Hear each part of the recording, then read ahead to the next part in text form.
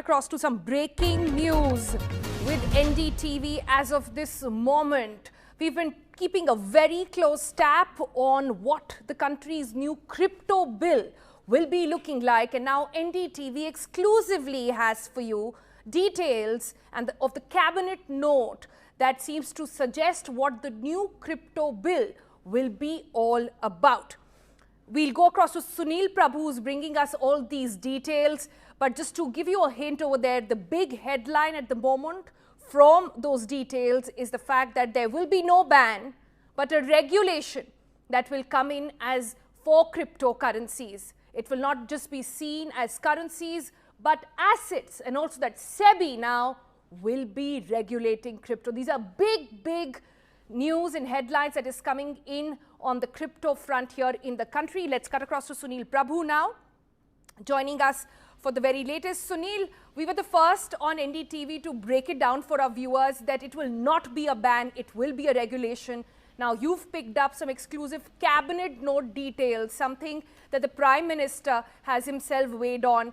I believe the headline here is not just about regulation, but what form of regulation, and SEBI regulating it is a very interesting thing there.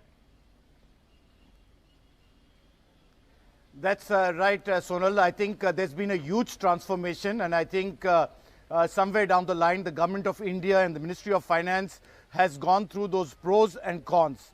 From the 11th of February, or actually that note comes back to the early part of this year in January, when the cryptocurrency was planned to be banned completely. There's been a huge transformation and a big sea change. What is the big change?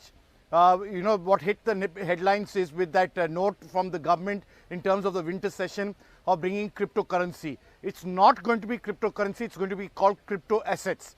So that nomenclature, it may be the same, but it's going to be called not cryptocurrency, but crypto assets. Why is it not being called cryptocurrency? Because they are not allowing any bitcoins or any kind of crypto thing as a virtual currency being accepted. It's as a legal tender will not be accepted. That's a clear no.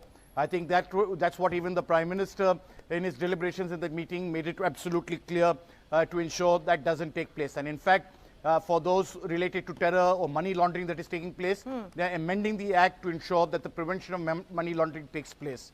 The next question is that all crypto assets, where the private ones or whatever, will be regulated and will be done through exchanges at different levels of the exchange. And as you rightly pointed out, this will be regulated by SEBI. There was another proposal about the currencies. Those things will be regulated by RBI, but a virtual currency, which was planned to be done, and the RBI Act was to be regulated, amended. That's as a policy decision been kept on hold. I think they will do it as a standalone for a virtual currency for RBI at a later stage. So you can definitely expect a virtual currency soon, but it will take place at a different time. The next most important aspect will be a cutoff date. Suppose you, me, or anybody else who's dealing with bitcoins, they will have to come under the exchange. They will have to disclose this, and there will be a cutoff period. Whether it will be 90 days or 6 months, that's something that will be prescribed in the rules and the schedule when it ever is done. To ensure that people or crypto exchanges and investors do not fall prey and get into bad hands, there are huge penalties that have been given for crypto exchanges for any violation, from up to, in terms of monetary, up to 5 crores, from 5 crores to up to 20 crores, and including imprisonment of 1 and 1.5 years. So these are the basic counters. The cabinet is expected to meet early next week, where it will give a finality to it, and then of course ultimately it's a cabinet decision which will be done.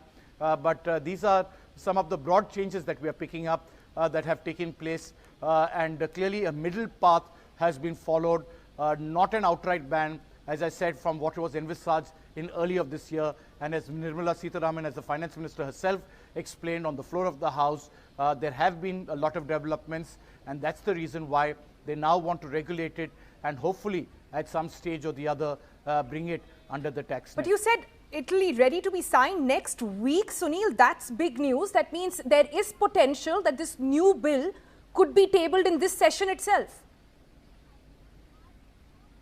It will 100% be tabled in this session. I think that commitment is clear from the Government of India's point of view. It's been quite some time, and this time around they are determined. And as I said, early next week, the Cabinet will meet, and hopefully as soon as the Cabinet gives its clearance, the Minister would like to introduce that bill in the floor of the House. Right. One more clarification, which is perhaps another big headline coming out of here, Sunil, is the fact that not as currency, but seen as assets over here. What about taxation, which was a huge concern for several lawmakers, which was picked up in Parliament? Any news on that? Well, as of now, it's too early. So first of all, this is an unregulated market. We do not, it is all, there is no definitive answer to how much people have in terms of cryptocurrency, what's the real value.